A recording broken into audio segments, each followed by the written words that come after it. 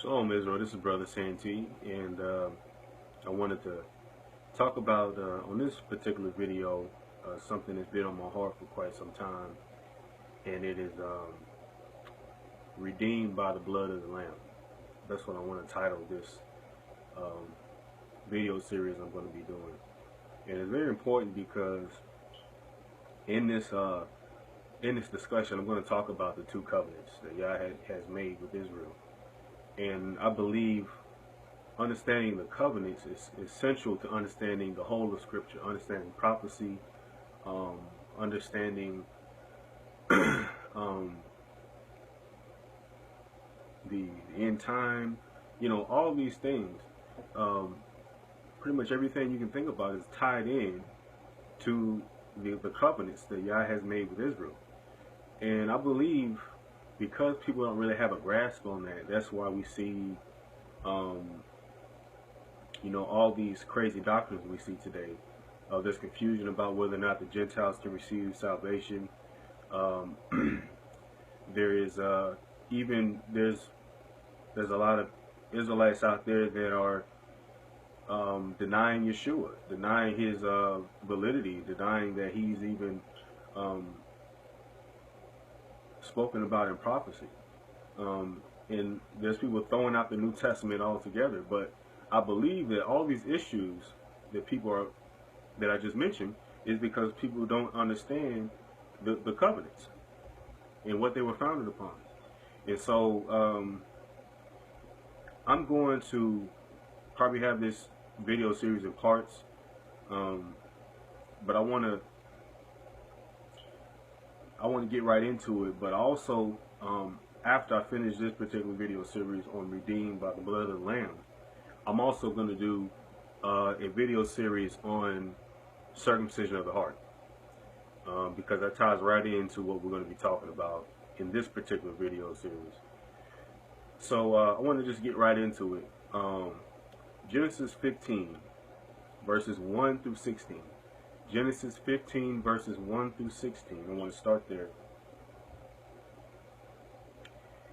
Start at verse 1. It says, "After these things, the word of Yah came unto Abram in a vision, saying, Fear not, Abram, I am thy shield, and thy exceeding great reward.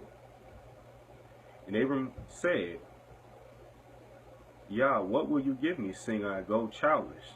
And the steward of my house is this Eliezer of Damascus. And Abram said, Behold, to me thou hast given no seed, and lo, one born in my house is mine heir. And behold, the word of Yah came unto him, saying, This shall not be thine heir, but he that shall come forth out of thine own bowels shall be thine heir.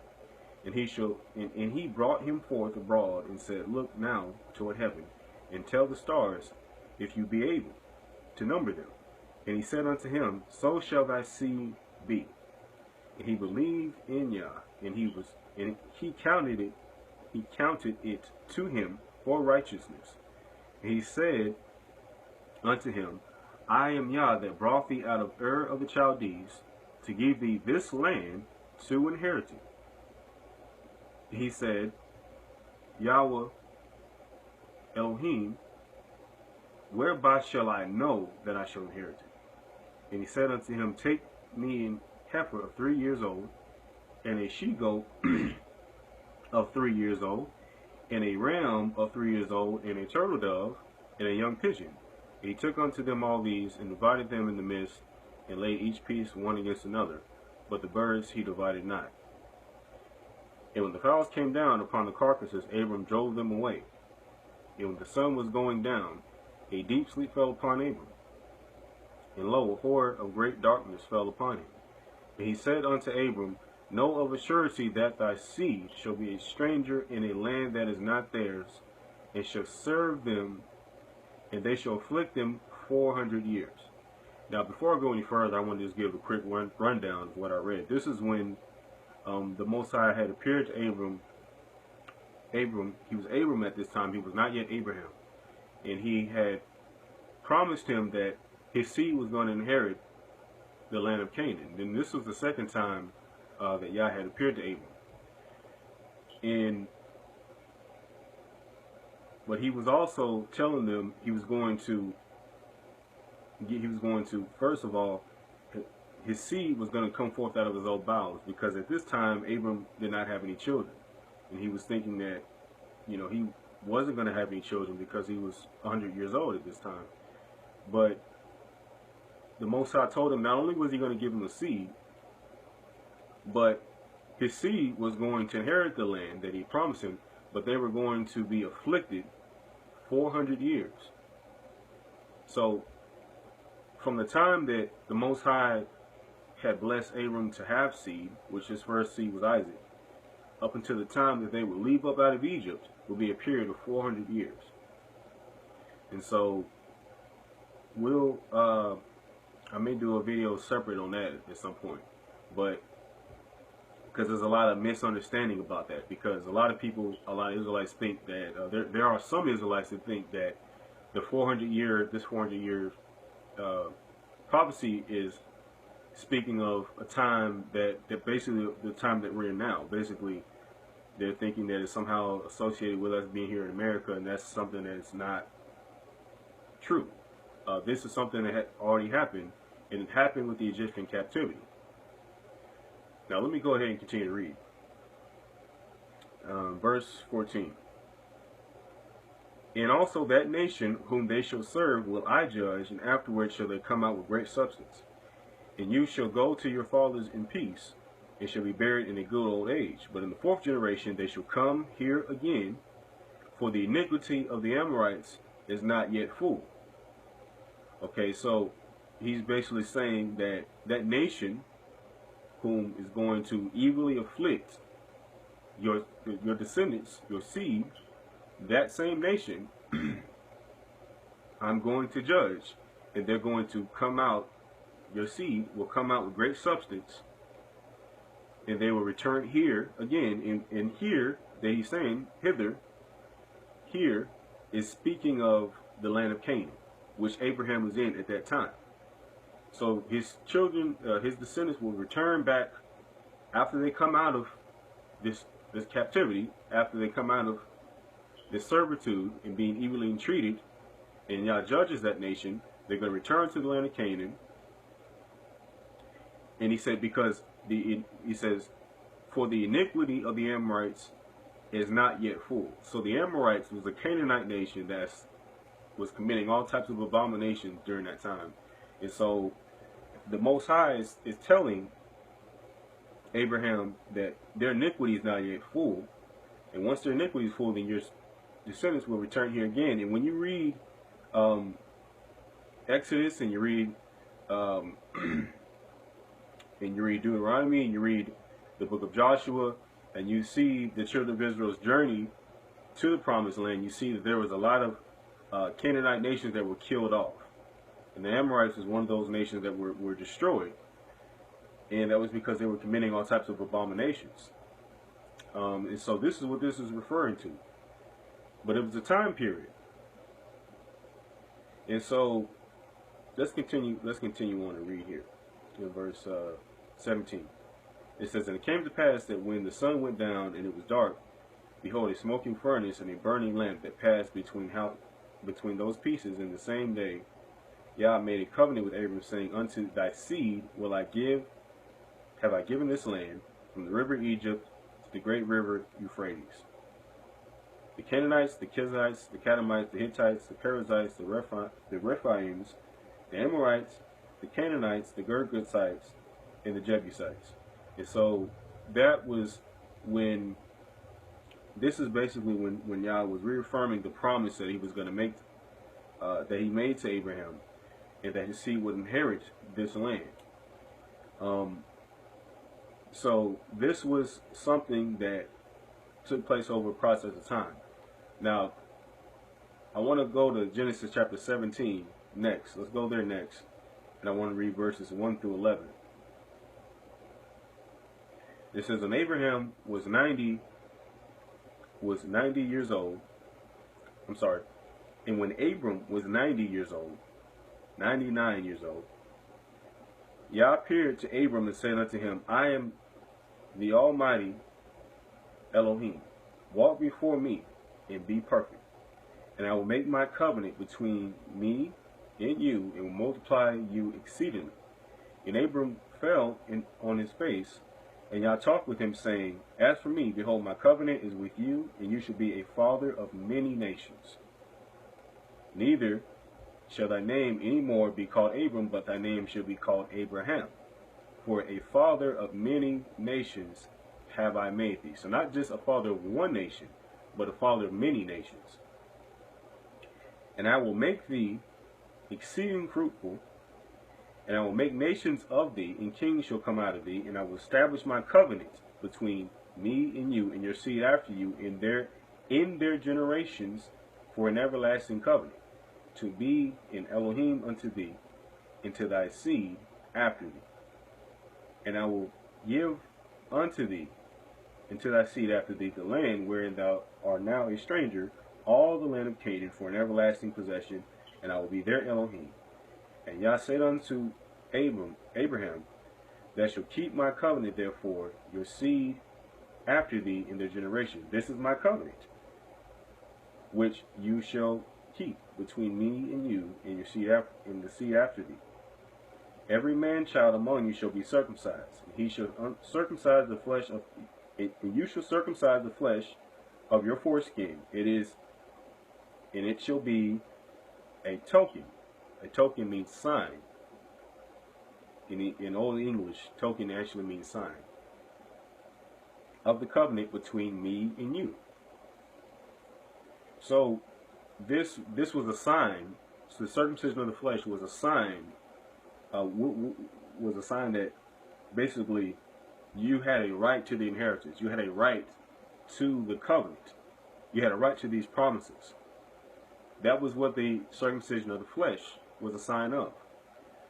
And so, now, keep in mind, at this time, that covenant had not yet been established. This was all prophecy of what was to come. But what we're going to read next, in Exodus chapter 24, that was when this prophecy that we read in Genesis 15, and also what we're reading here in Genesis chapter 17, this is when that covenant was finally established. And this was 400 years later, just like Genesis 15 said. So let's go there real quick. Let's go to Exodus chapter 24. Exodus chapter 24, verses 1 through 8. Now this is very important. This is something that you should always have in your heart, because this is when Yah had basically married Israel. And this is when the covenant was officially established. And so let's go there. Exodus 24, verses 1 through 8. And he said unto Moses, Come up unto Yahweh, you, Aaron, Nadab, and Abihu, and the 70 elders of Israel, and worship afar off. And Moses alone shall come near unto Yahweh, but they shall not come near, neither shall the people go up with him. And Moses came and told the people all the words of Yahweh and all the judgments. And all the people answered with one voice and said, All the words which Yahweh has said, we will do. And Moses wrote all the words of Yahweh and rose up early in the morning, and builded an altar on the hill, under the hill, and 12 pillars according to the 12 tribes of Israel. And he set young men and the children of Israel, which offered burnt offerings and sacrificed peace offerings of oxen unto Yahweh. And Moses took half of the blood and put it in basins, and half of the blood he sprinkled on the altar. And he took the book of the covenant and read in the audience of the people, and they said, All that Yahweh has said, we will do, and be obedient. And Moses took the blood and sprinkled it on the people, and said, Behold, the blood of the covenant which Yahweh has made with you concerning all these words. So this was when, again, Yah officially had married Israel. And you notice that it says that he took the blood that was the blood of the oxen, and he took the blood and he sprinkled it on the people. And that blood was what symbolized the initiation of the covenant. And so that blood was very critical. And we see that the blood of oxen, blood of goats, the blood of bullocks throughout the old covenant was something that was paramount and critical to forgiveness of sin, and this is also the blood that founded this covenant. So this is why I titled this, this topic, this video series, "Redeemed by the Blood of the Lamb," because as we continue to read, we're going to see that Israel, and we all know that Israel did not uphold their end of the covenant. We all know that it wasn't a few chapters later Israel reneged on the covenant, and they began to sacrifice unto idols. They began to, and you read all the writings of the prophets, and the prophets were constantly telling Israel to turn away from their idols, to turn back to the law. They were constantly pleading with Israel to turn away from their transgression of the covenant. And this was a message that was constantly throughout the writings of the prophets. And so we know clearly what Israel did. We know they basically did not follow their end of the covenant, of the contractual agreement that we see here. So there is a need for redemption. As many people, a lot of Israelites don't understand that without blood, there's no remission. So without me just, I don't want to just talk. I want to keep reading so people can follow me and see what I'm saying. And this is going to make it more clear with this next scripture we're going to read in Leviticus chapter 17, verse 11. Let's go there next. Now again, this is I'm trying to build a foundation here, because these are fundamental things. But I feel like if you don't understand these things, it's hard to understand the bigger picture. So let's go to Leviticus chapter 17, and we're going to read verse 11.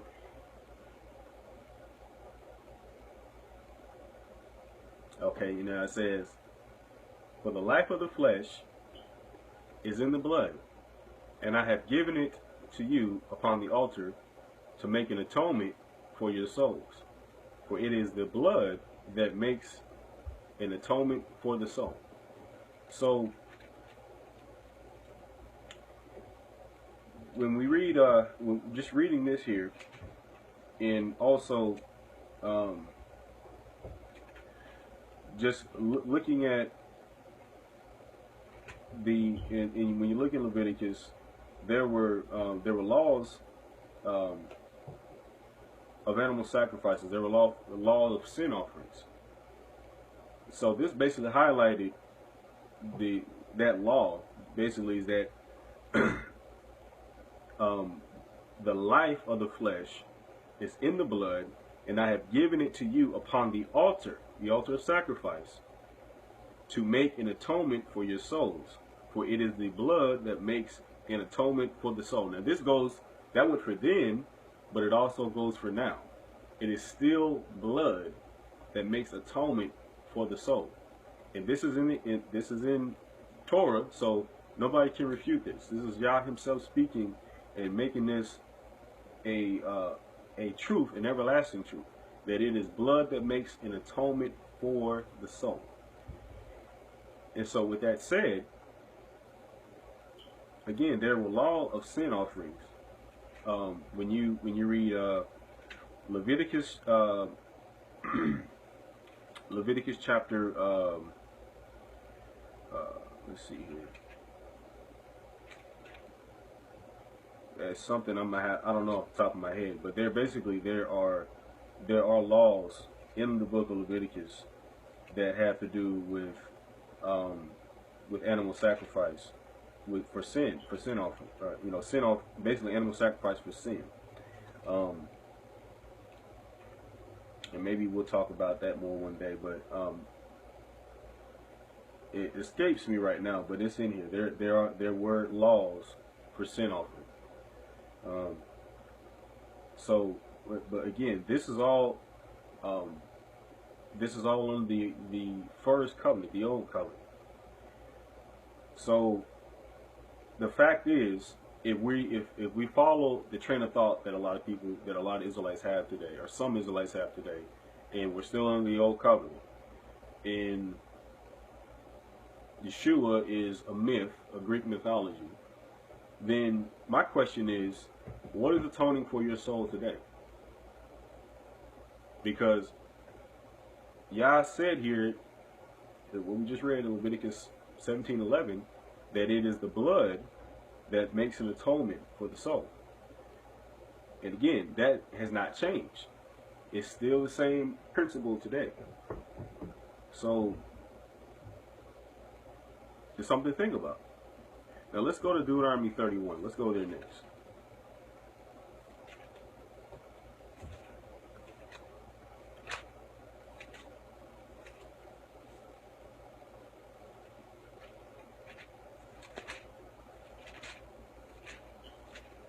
Deuteronomy 31, verses 26 through 30.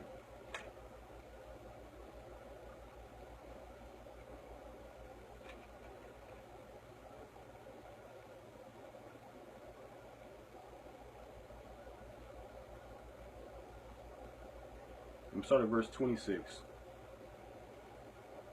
And this is Moses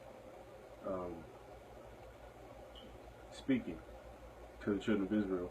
And he says, "Take this book of the law and put it on the side of the ark of the covenant of Yah, your Elohim, that it may be for a witness against you. For I know your rebellion in your stiff neck. Behold, while I am yet alive with you this day, you have been rebellious against Yahweh, and how much more after my death?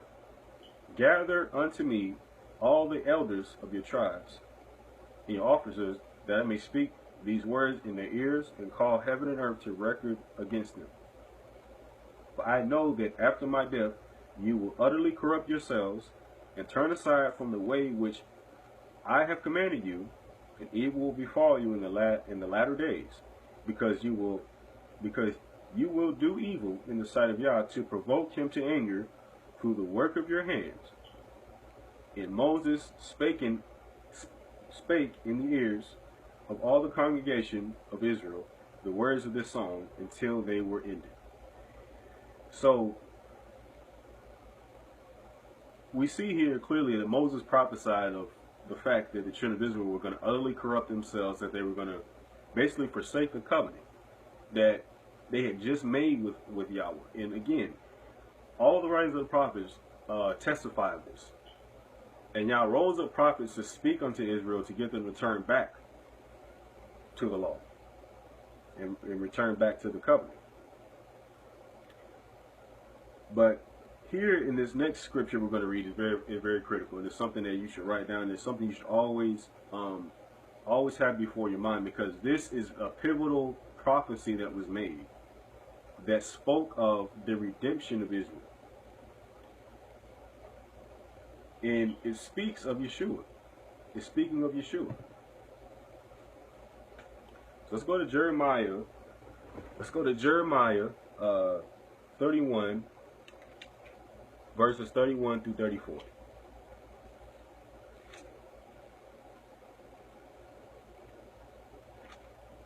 Jeremiah 31, verses 31 through 34.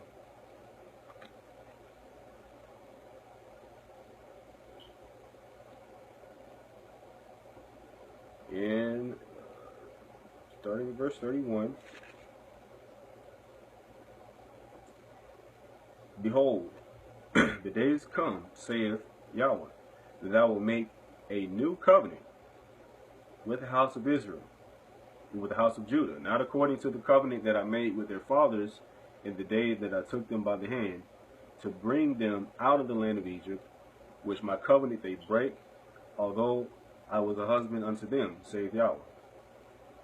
But this shall be the covenant that I will make with the house of Israel after those days, saith Yahweh.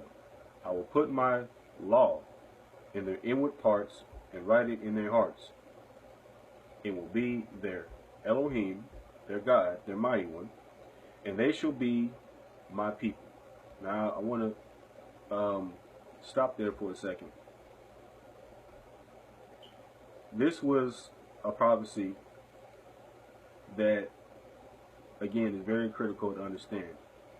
Yahweh himself said, the days are coming that I will make a new covenant with the house of Israel and with the house of Judah, not according to the covenant that I made with their fathers in the day that I took them out of the land of Egypt by the hand. So that covenant that he's speaking of in that particular verse is what we just read in Exodus 24.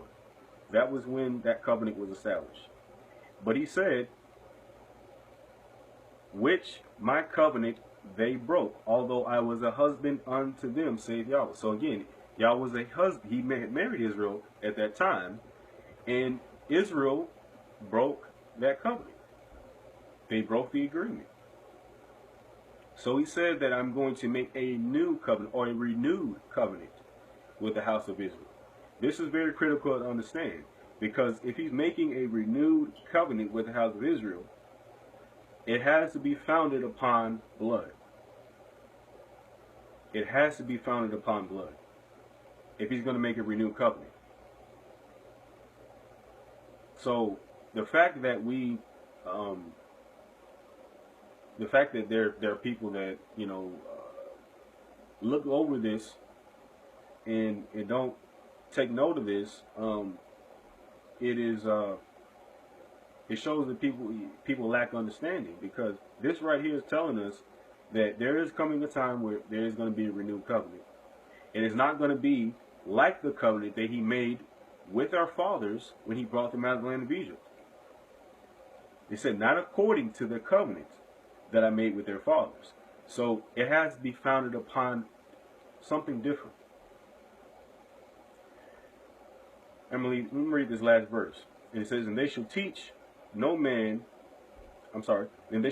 more every man his neighbor and every man his brother, saying, Know Yahweh, for they shall all know me, from the least of them unto the greatest of them, saith Yahweh.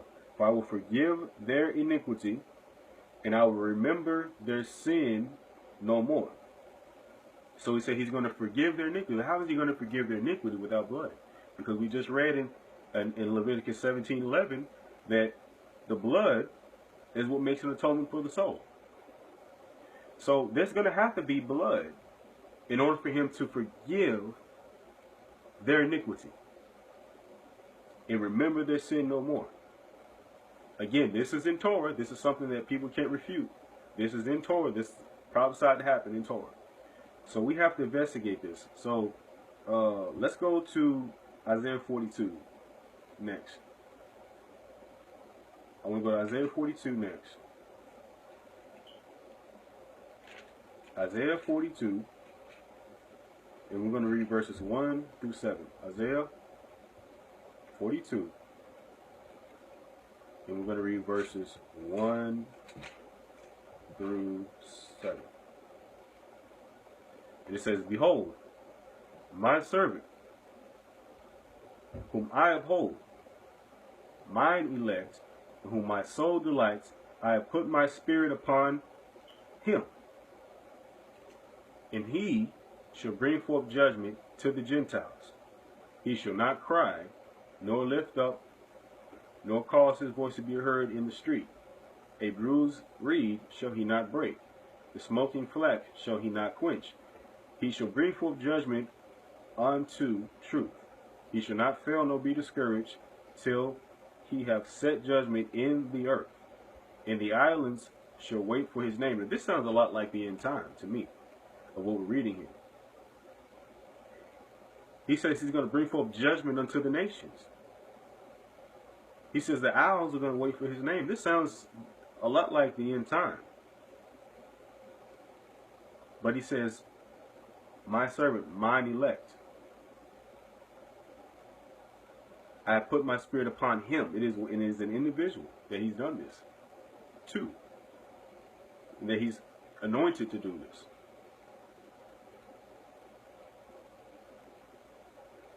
So let's go to verse 5. It says, thus saith Yahweh, your Elohim, he that created the heavens and stretched them out, he that spread forth the earth and that which comes out of it, he that gives breath unto the people upon it, the spirit to them that walk therein. I Yahweh have called thee in righteousness, and I will hold thine hand, and I will keep thee, and give thee for a covenant of the people, for a light of the Gentiles, to open the blind eyes, to bring out the prisoners from prison, and to them that sit in darkness out of the prison house. So this is clearly speaking of an individual, but it says that he's going to give this person for a covenant of the people and for a light to the Gentiles. So a person is going to be given for a covenant. That means in order for that to happen, this person is going to have to offer themselves to make an atonement for the souls of those that are in transgression. This is what this is saying here. But not only of the people of Israel, but for a light to the nations, a light of the nations. Open blind eyes, which we know Yeshua did, to bring out the prisoners from the prison, and them that sit in darkness out of the prison house. So we know this is clearly speaking of a Messiah, just speaking of the Messiah. And so, you know, there's no refuting that this isn't speaking of the redemption of Israel, because we just read in Jeremiah that obviously Israel had broken the covenant, and so they were doomed, essentially. There was a need for a renewing of the covenant. And we just read here that this righteous servant is going to be given for a covenant of the people. That's very critical to understand. Let's go to Isaiah 49 next. And we're going to read verses 1 through 9. Isaiah 49.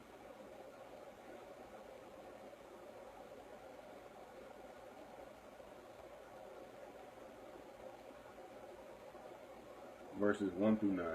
Isaiah 49, verses 1 through 9. You see, this is why we have to study to show ourselves approved, because everything I'm saying, you know, I already know there's counter arguments to what I'm saying here, but we're reading exactly what the scripture says. We're not twisting, we're not warping it, we're not distorting it. We're reading it exactly for what it says. And so many people, because they don't have a foundation, they easily get misled to these antichrist doctrines. And that's exactly what it is.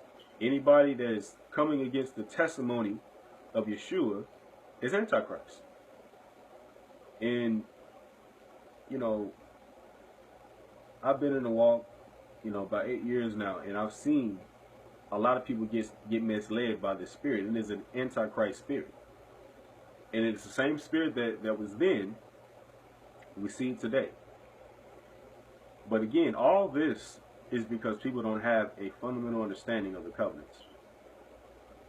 So let's go to Isaiah 49 next. It's going to bring even more clarity to what we just read previously.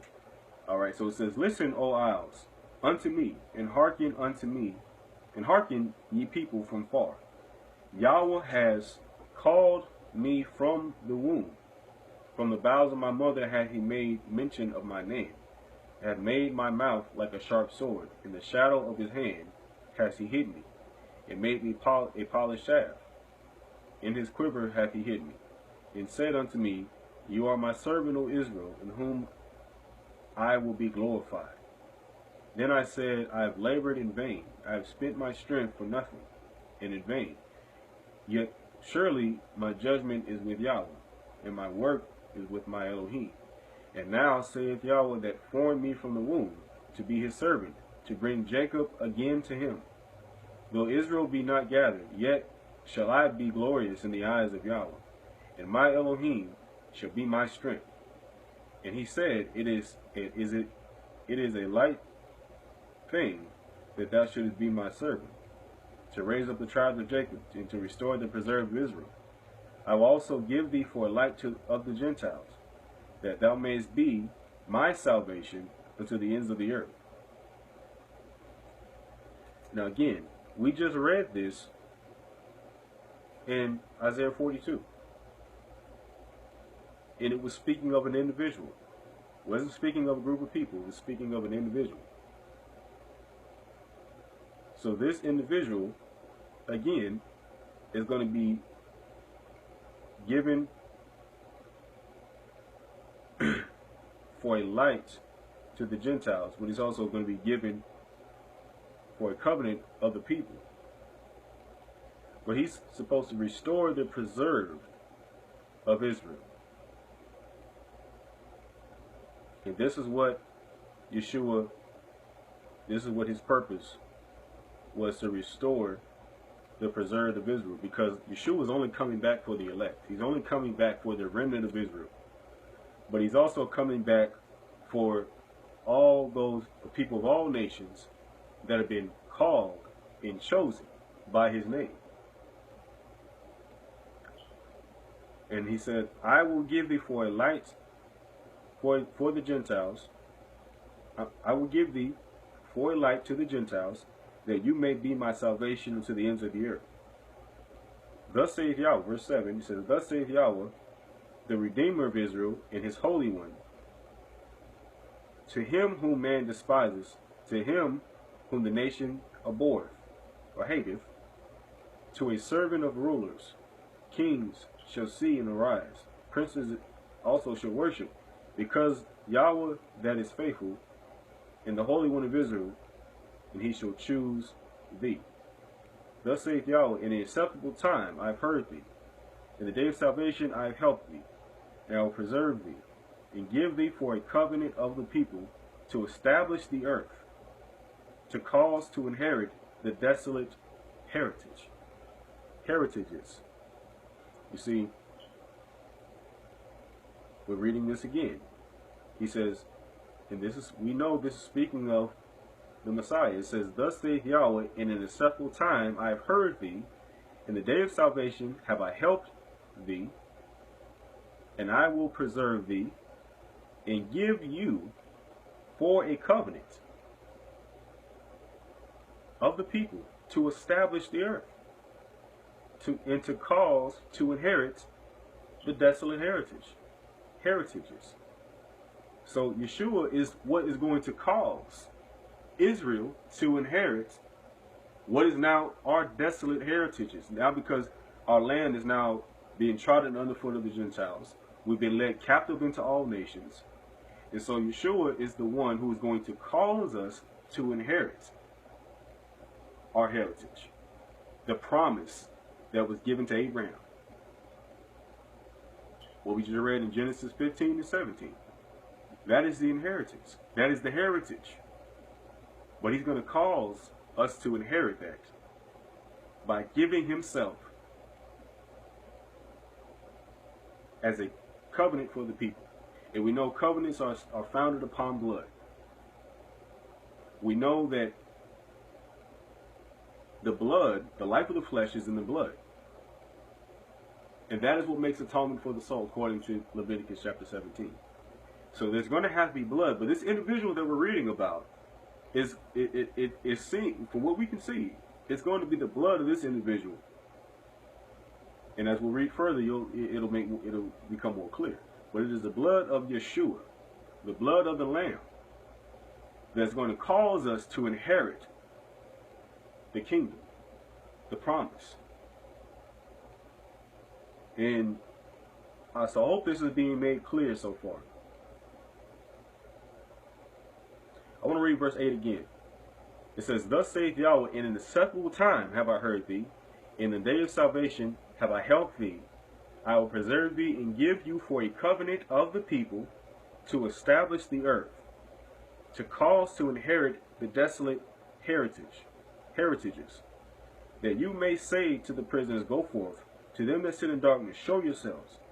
They shall feed in the ways, and in their pastures shall be in all high places."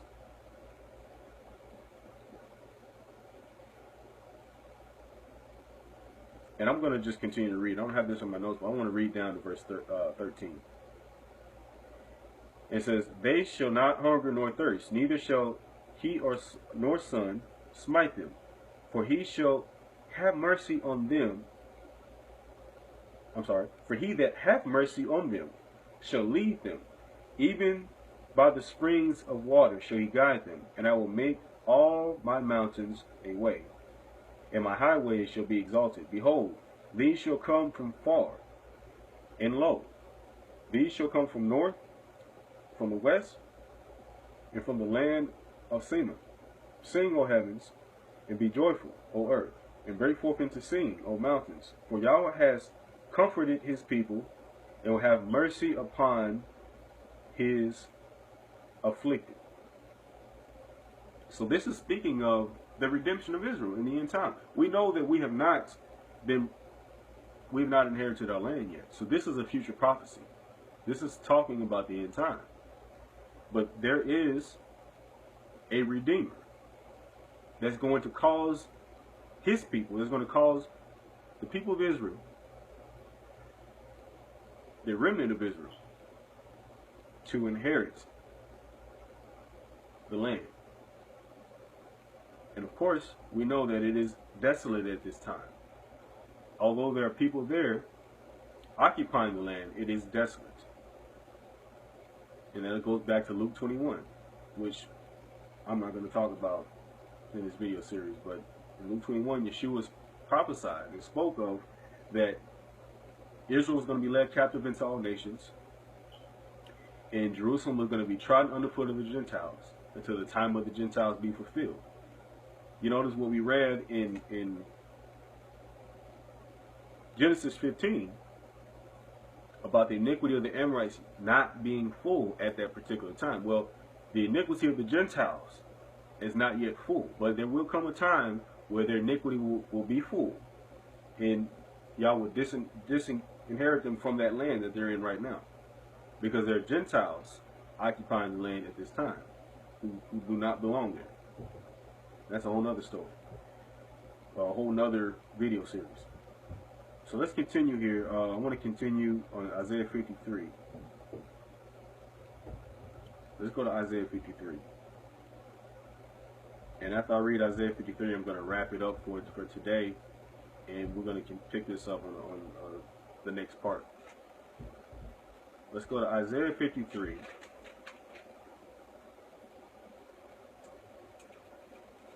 But before we read this, I want to just give a recap so far, just so we can understand that there was an initial covenant that was made. In Exodus 24 is when it was established. The promise that was given to, that was spoken to Abraham in the covenant of circumcision was established in Exodus chapter 24. That's when it was established. Of course, we know Israel broke that covenant, and so there had to be a place sought for a second covenant, according to what we read in Jeremiah 31, verses 31 through 34. This second covenant, or renewed covenant, is very important to understand, because it has already been established. And it's important to understand how it's been established, because the partakers of this covenant, the renewed covenant, are going to be the ones who inherit the land, the promised land, the land that was promised to Abraham and his descendants. The land from the Nile River to the river Euphrates. But they have to be a partaker of this renewed covenant. And there is a sign that you are partaker of this renewed covenant, which we'll touch on in a later video. But let's go to Isaiah 53. Now, Isaiah 53, many people know it and clearly see this is speaking of Yeshua. But just based off what we read so far, is going to basically be a summation of what we read, and it's going to verify and affirm what we read so far. So let's go there. Isaiah 53 is a short chapter. It's just 12 verses, so let's go there. Verse 1, it says, "Who has believed our report? And to whom is the arm of Yahweh revealed?"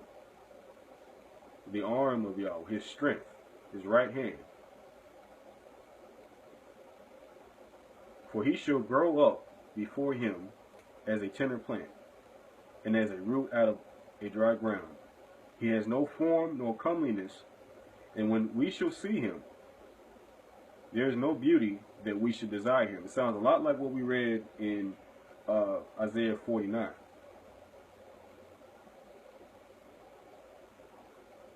And it says, "He is despised and rejected of men, a man of sorrows and acquainted with grief. And we hid, as it were, our faces from him. He was despised, and we honored him not, we esteemed him not.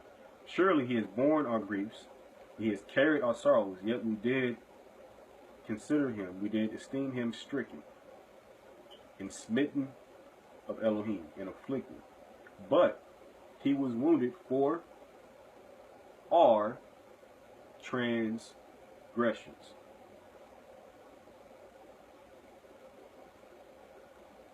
And that's powerful in and of itself. "He was bruised for our iniquities. The chastisement of our peace was upon him, and with his stripes we are healed. All we like sheep have gone astray. We have turned everyone to his own way, and Yahweh has laid on him the iniquity of us all. He was oppressed, he was afflicted, yet he opened not his mouth. He was brought as a lamb to the slaughter, and as a sheep before her shearers is dumb, so he opened not his mouth." So what we've read so far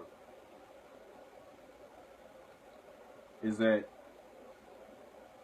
Yah had laid, verse 6, I want to highlight that for a second. Yah laid on him the iniquity, the sin of us all. Now how did he do that? We have to remember that under the old covenant, that a lamb or a bullock or a goat was a substitute for that individual's sin.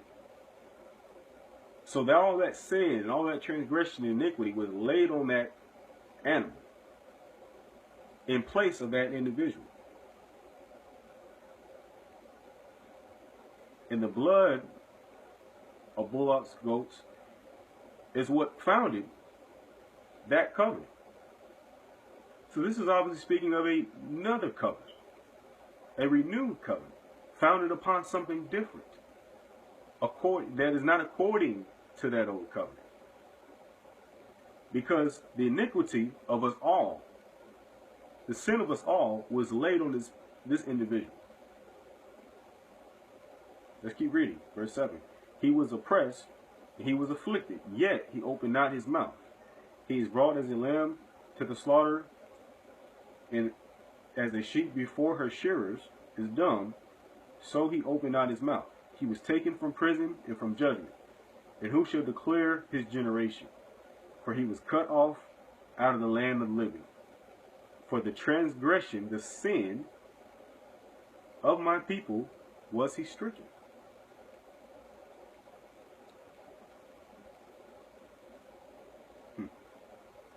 It's powerful. Powerful. "For he was cut off from the land of the living. For the transgression of my people was he stricken." So this man obviously gave his life in place of the people for their transgression, to redeem them from their transgressions. For the transgression of my people Israel was he stricken. He made his grave with the wicked and with the rich in his death, because he had done no violence, neither was there any deceit in his mouth. Yet it pleased Yah to bruise him. He hath put him to grief. When you shall make his soul an offering for sin, he shall see his seed, he shall prolong his days, and the pleasure of Yah shall prosper in his hand. He shall see the travail of his soul, and shall be satisfied.